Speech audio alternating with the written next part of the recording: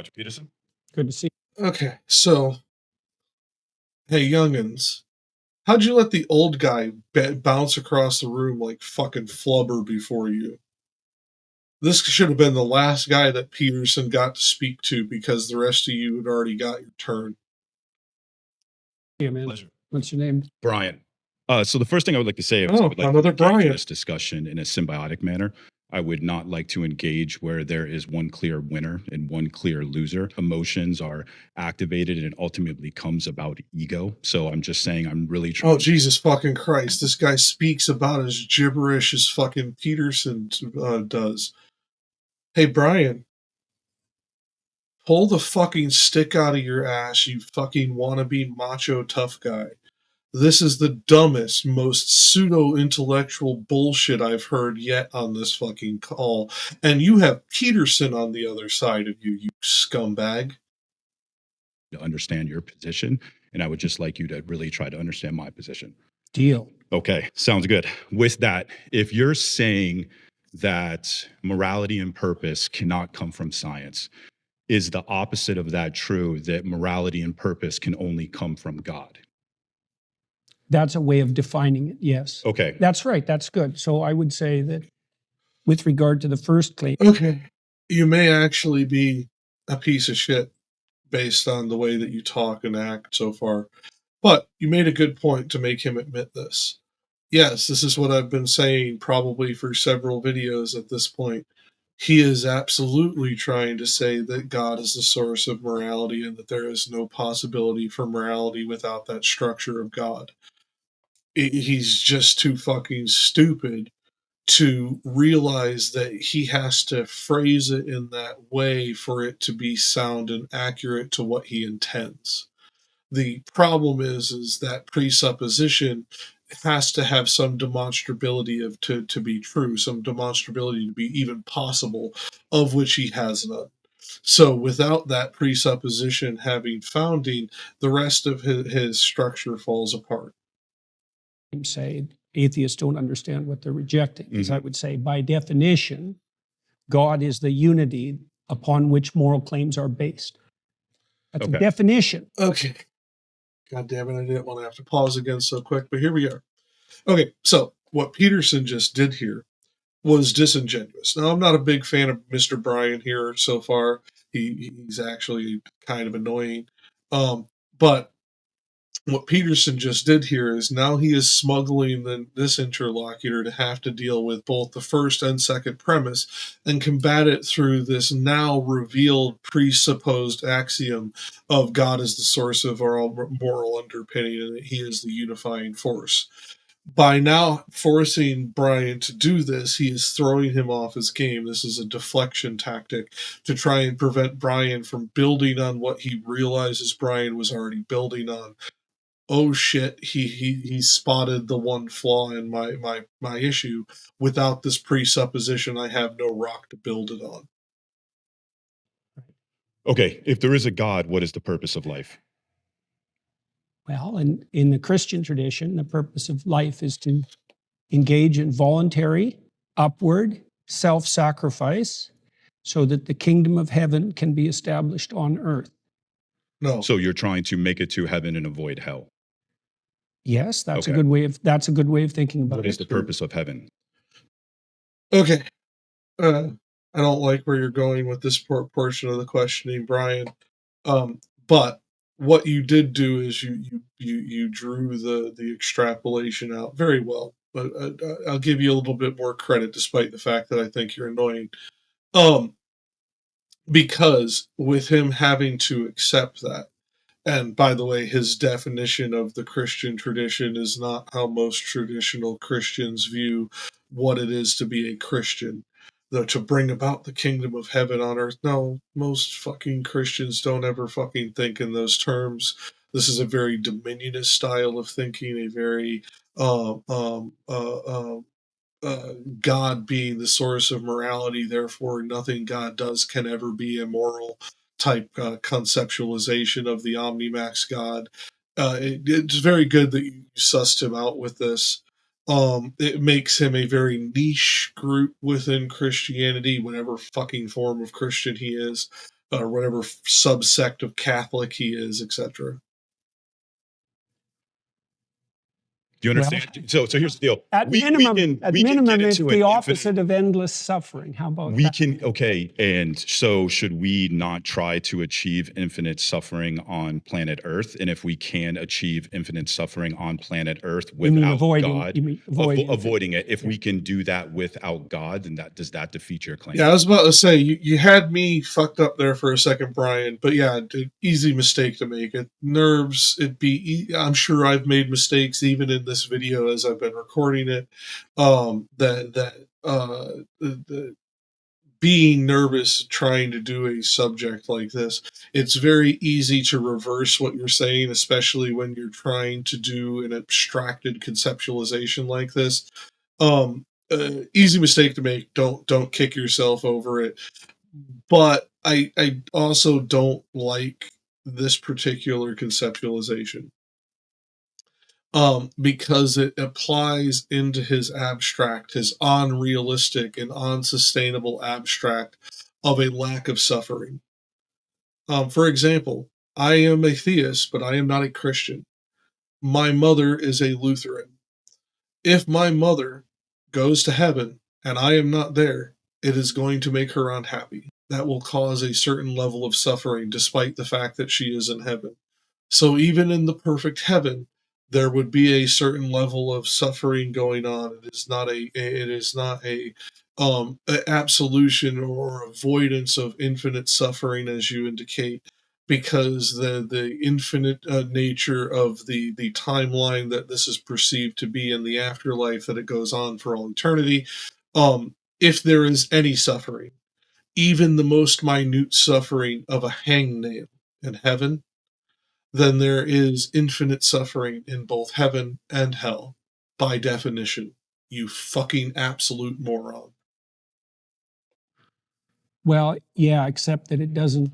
You circumvented my initial definition because I said that by definition, God was the unified source of morality. And so if we engage in a moral exercise. And when you're talking about morality, though, when you really reverse engineer it and you get it down to its root, you're a psychologist. Yeah. It really seems like it just has to deal with motivation. People are saying there is a God. It's more specific than that. Well, so let me ask you this. So if there is a God and there is a moral code and it doesn't come at your benefit, are you going to follow it? It depends on how you define your benefit. If it's going to come at your expense, would you still follow it? Expense. If God came down and said, "Here is my..." Hey, Peterson, I've seen first week debate bros and Twitch politics and fucking YouTube atheist debates not try and do this semantic fucking bullshit you're doing right here. How about you stop acting like a fucking child? Benefit to the betterment of your life or end outcome. The fact that that is in any way a concept that needed a level of definition here is ignorant on your part. Moral code and you should follow it, but even if you follow it, you are still going to end up in hell. Are you going to follow it? Well, that was the question that was put to Job and to Christ, right? No, because they were required to hang on.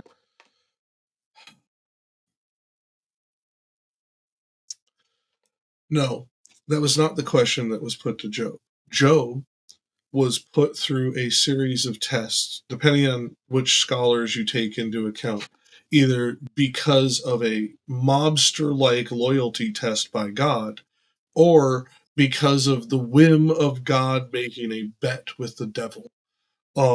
It's at least from what I remember digging into the scholarly research on this, the bet was added much later after the original writing of Job. Job is, if not the oldest, one of the oldest books of the Bible that we have access to.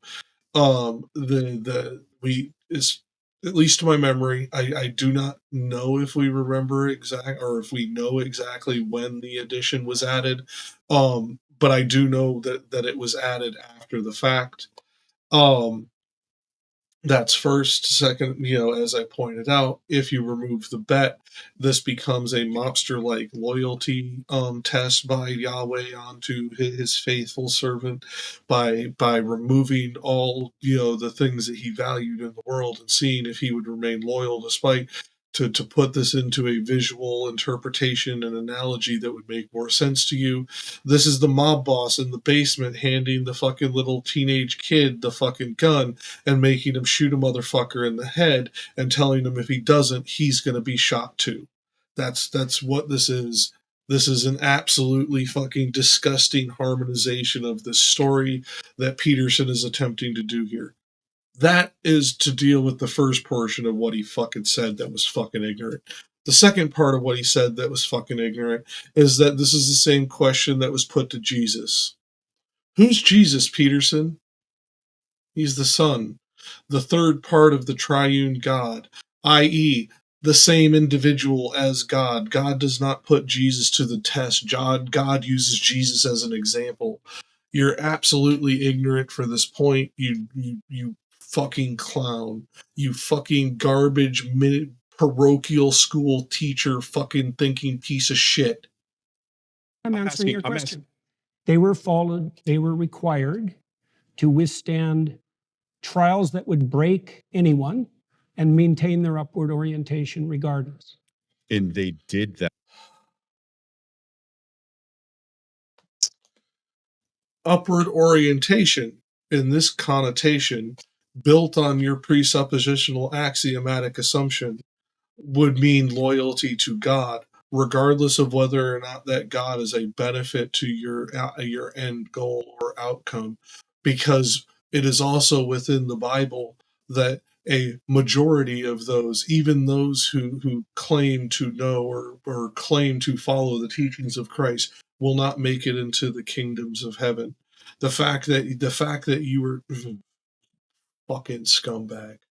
With the motivation of believing that this omnipotent, all-loving God would somehow turn it into a benefit. So they still did it solely for their benefit. So No, when you, well, yes, let's they define. did. Yes, they did. Hang on. If- Let's define benefit. Like, if I did something for your sister, would that be to your benefit? Like, how are you defining your benefit? Do you mean one of?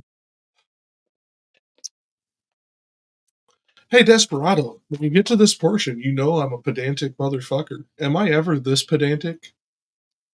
Your whims gratified now? Or do you mean you and everyone you love and know over some reasonable span of time? Like, So what do you mean by when you're talking about whims, I think you're talking about something that's more dopamine. When you're talking about morality, you're talking about something that's more serotonin and more ultimately satisfying. Oh my god.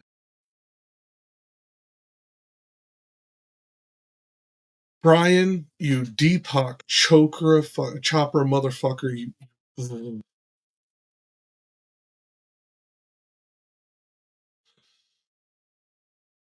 So you and I agree on a lot. I mean, when it comes to talking about how men should be masculine and things of that nature, you and I are 100% in agreement. Called We it. just don't agree on the justification Fucking that God meathead. is the only thing that provides It's morality. not a justification, it's a definition. What's the difference then? Okay, Peterson, what you're trying to do by that very assertion you just did there was define God into existence by creating this underlying necessity of God for your definition to be applicable and requiring your interlocutor to operate within it is a morally disingenuous way to deal with this. You understand this. You have been doing this a very long time. And you understand the fallacy of defining something into existence. You doing this on this level of pedantry with Bryan, as annoying as I find the meathead, dude, do better. Between a definition and a justification, I mean, it's ultimately No, I see. psychologically the same thing. Well, we have to define what we're talking No, about it's not, before we Jack can Bryan. debate. Okay, well, so And here's so my I position. said that God, among other things, I'm actually a non-theist. I'm not an atheist. I believe the human condition is one of uncertainty. I called it. Fucking idiot. Hey, Bryan, atheist and theist is a binary position. Get that through your thick head. A non-theist, as this fucking dipshit is probably about to explain, is a extremely self-important, self-aggrandizing way of calling yourself an agnostic and trying to separate yourself between an atheist and a theist as if agnostic is the middle ground. It is not. Agnostic is the counterpoint to Gnostic. Atheist is the counterpoint to theist. These are diametrically opposed things, and there is no middle ground between either pairing. Because if you believe that there is a God, for whatever reason, whatever God that may be, you are a theist. If you do not believe, for whatever reason, if you are unconvinced for whatever reason, you are an atheist. If you believe that the universe is knowable and that everything can be explained and eventually quantified and calibrated and demonstrated, etc., you would be a Gnostic. If you believe that there are certain parts, if not every primary important part to life is an unknowable, abstracted conceptualization, or things that would be unknowable or inconceivable to the human mind, then you would be an agnostic. What you are describing yourself here is an agnostic atheist and trying to come up with a silly term called non-theist. It's okay. We all do this at certain times. Back when I first left Christianity, I called myself an eclectotheistic. I believed that all the religions of the world were right. It was the followers that got it wrong, that theirs was the only way, and that there was literally hundreds of thousands of gods because there have been hundreds of thousands of religions throughout history. That is a harmonization that has no rational foundation to it, no validity to its assertion, and no soundness to its argumentation. You are doing the same thing in reverse to call yourself a non-theist, my friend. Maybe instead of agreeing with people like Peterson on the toxic masculinity bullshit that people need to go back to the 1950s, and you should have spent a little less time in the gym and a little bit more time reading some things like David Hume, Rawls's Veil of Ignorance, Amartya Sen, Graham Greene, fucking James Joyce, etc. This is... And what that means is that I don't believe that you can conclude there is a God with certainty, and I don't believe that you can conclude that there is a God without in the same position. Now, with that, I don't care. I still wake up every day and I have motivation to be a moral person. Define moral. Moral, what I ought to do. Okay, and how do you And come what to that I ought to conclusion? do, ultimately, it comes down to what not just benefits me, but what benefits the entire planet, what benefits the entire system. I think that your entire moral perspective comes from linear thinking. And when you look at the reality of the universe, it's actually more so whole. Okay, you're still a meathead and an idiot, but you're right here, and this is an actual good angle of attack. He does function from a extremely linear thought process and a sequential step process. For those of you semi-familiar with game theory, that has to stem from his foundational presuppositional axiomatic understanding that God is the unifying force behind all things that are good, all things that are moral, all things that are physical, all things that exist within the universe. Without that, it becomes more fractured, as he accuses atheists of being, which is why he's about to fucking push back on you so hard you're going to think that you just fucking pissed off a bee's nest. Holistic. So when you look at how Aristotle defined God, when he said that there had to be an unmoved moved or an uncaused cause, he was defining God from a linear perspective. And you do the same with morality, and you do the same with purpose. How does my I definition reject of that. morality? How does my definition of morality hypothetically differ from yours? Because you're saying that there's something that exists in a vacuum, that it exists in and of itself, and nothing in the universe exists in a vacuum. Nothing exists in and of itself. It's a whole systems-based morality. It's a systems-based reality. Is there a And that is what the He's quantum about Is there to a be voted off. hierarchical I'll finish structure? it then. Are some things more important than others? are some things. I think some things lead to more benefits than Then, others. by your own definition, some things are more important than others. Yes. Okay. Okay, What is there? Okay, so he got voted off, so I'll just deal with this here. No, Bryan, this is being slightly pedantic and nitpicky on my side. Yes, there are things that exist in a vacuum, like the quantum vacuum flux energy that we have recently started to postulate and show evidence of. I know you were just saying it in a ivory tower, nothing exists in a vacuum type way. It's a decent point. He didn't catch it because he's not as gifted at science as he likes to pretend he is. But that's a bad tack, and you are an agnostic atheist, sir. You're not a non-theist. You're an absolute fucking clown for trying to continue to hold that label. If you've been doing this for any amount of time, and I'm guessing based on the gray in your beard that you're probably my age or close to it, you've probably been doing this a while. You should fucking know better. You're a fuck, like seriously, you should this is what I expect from 18 or 19-year-olds, not people that are fucking looking at their mortgages and fucking kids' college funds. Do better, buddy. Hi, I'm Jakk, and come back to us next time on FOFANews and follow us on Substack and click the little bell down below. It helps a small channel like us out immensely. Thank you for coming.